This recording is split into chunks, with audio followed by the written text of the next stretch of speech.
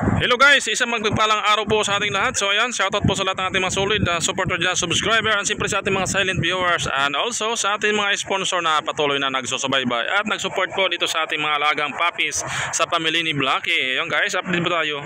So yan po ay nandito po siya, no, si Florentina at saka si Baby Buknoy, ang aking poging aso.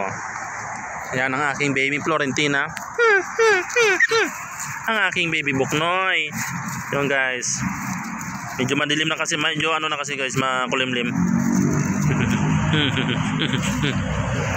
At saka andun yung mga ibang puppy malapit sa gate, kasi si mama niya andun sa ano, si Blackie.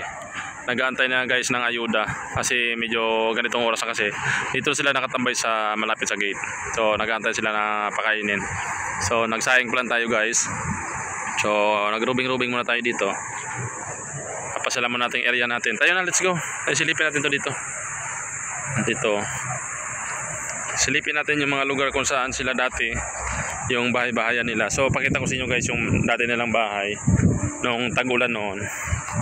Dito po. Yan. Dito sila nakatira. Nung mga ano pa sila, nung nakuha ko doon, nung mabilis na sila maglakad. Dito na sila kasi tinatali ko yung iba dito. Tapos doon sa mga saging na yon doon, at saka doon sa gitna, andun po sila naglalaro. At saka doon yung bahay nila guys sa may kabila na yon. Doon ko sila nahuli. Kaya natusok yung mata ko ng damo. Kaya medyo namaga yung mata ko nung guys. Sa awa naman Panginoon at gumaling. Ano yan Florentina? Sinisilip mo yung bahay nyo dati? Dito sila Buknoy at saka si John Lloyd nakatira noon. Saka Chinchin, si Bea yung namatay. At saka si Snow, dito sila nakatira dati guys noong itong pahuli na. At tapos doon sa may puno ng saging. So umalis sila doon sa may puno ng saging, siguro baka may ahas. Kasi parang namaga guys yung hita ni ni tawag yan, ni John Lloyd. Baka nakagat nga ng ahas or di kaya mga ibang hayop. Kaya umalis sila doon sa puno ng saging.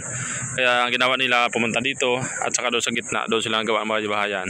Tapos nung medyo ano na guys, itong huli na, dito sila nakatambay na sa may lutuan ko. Gumawa ko ng lutuan doon. Sa ilalim ng lutuan, saka sa budiga pag umulan doon. Doon na sila.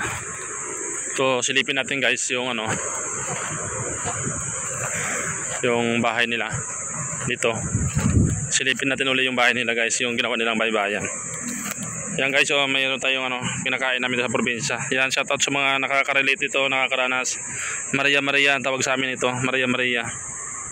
Pero masarap to guys pag kinain, pag hinog na. So dito tayo.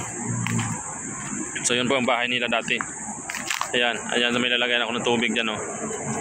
Yan po guys, ito po yung bahay ng mga tupapi ko dati. So ayan, may lagay na ako ng tubig, wala na naman. Yan, tsaka yung nilagyan ko sila ng higaan guys. Dito namatay si Bea. So may higaan pa sila yan guys. Ito sa mga puno ng saging. Tapos doon sila lalim ng pom, doon sila nakatira. Tapos yung pagtanghali dito sila nakatambay. Tapos dito ko sila pinapakain, nilagyan ng tubig. So nung huli, umalis na. Tapos ginagawa ko guys, pag sa gabi, sinisilabang ko dyan. Para hindi sila ng lamok. So yung aking taniman dito guys, na kalabasa ay napabayaan ko na kasi mayroon maghakot ng tubig. Saka tumaas yung bill ng tubig, kaya naglilikramo yung natin, kaya hindi na ako pinabayaan ko na. Kahit sayang yung ko dito. Dumamo na guys, tumubo na nung pag-ulan. Bilis ng pag-ulan. Mabilis din pagtubo nila. Pagbilis ng ulan, bilis din nawala. So silipin natin yung pasyalan ng mga tuta dito guys. Sa actually dito talaga sila paghapon, pag sobrang init ng panahon, dito sila guys tumatambay. So dito yung video natin na dumami yung views. Yan. Walang nagko-comment sa video pero maraming nanonood. Ito po yung bahay ng mga aso. Yan. Dito sila guys, pumapasok sa loob. Dito. Okay. Yan. Dili, pasok. Pasok. Dito sila guys tumatambay pag Yan o. Ito ang tambayan nila guys pag hapon na. O pag natanghaling tapat. Malinis dito at saka malamig dito guys. Dali. Buknoy.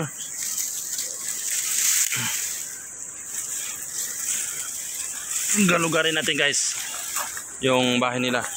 Yan. Tingnan nyo naman guys yung ng mga aso. Yung ginawa nila sa mga damo. Sila ang nagano niyan guys. Dito sila naglalaro. Katambling-tambling. Tingnan yung mga damo, puro na bagsak. Dahil sa kagawa nila. Pagtanghali dito sila guys, kasi malamig dito. Yan. Minsan, si Florentina ay may dalang Indian Mingo. Binibit-bit na Indian Mingo, dinadala doon sa akin. Tingnan yung daanan, oh. Yan. Sila talaga guys ang gumawa ng daanan dito. Grabe, oh. Yan. Yan. Ang galing talaga itong mga alaga natin guys, kasi magaling sila gumawa ng daanan. Yan, oh. Drog-drog talaga yung mga damo dito. Tsaka halata na sila ang pupunta dito kasi alam nila yung daan. Galing. Drog-drog na yung mga damo. Kaya paikot dito. Doon, paikot. Grabe. Tayo na. Kita ko na yung bahay nyo. Ayan guys. Ang gandang lupa siguro dito pag nagtanim dito guys. Pwede taniman siguro dito mga gulay dito. Dito sila umano pag ano pag tanghaling tapat. Yan.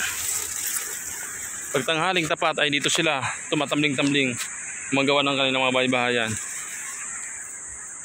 Buknoy, dito ka ba tumatambay pag tanghali? Ha? Takbo-takbo din sila eh. Tayo na.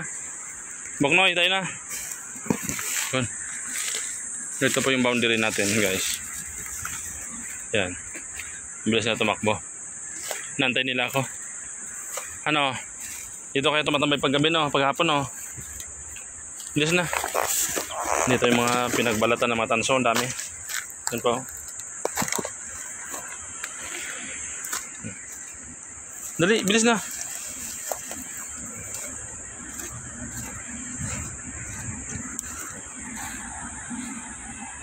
Oh, dali. So yun guys, hanggang dito na lang po ang ating video. Update na po tayo sa ating mga alaga. As of now po ay magaling po siya. Magaling po at wala naman silang sakit. At very good talaga yung ating mga alaga. Safe na safe po sila guys. Yan, maraming salamat po. God bless po sa ating lahat guys. Bye bye and peace out po sa ating lahat. Dito tayo na. Pabalik na tayo sa gate. Yan.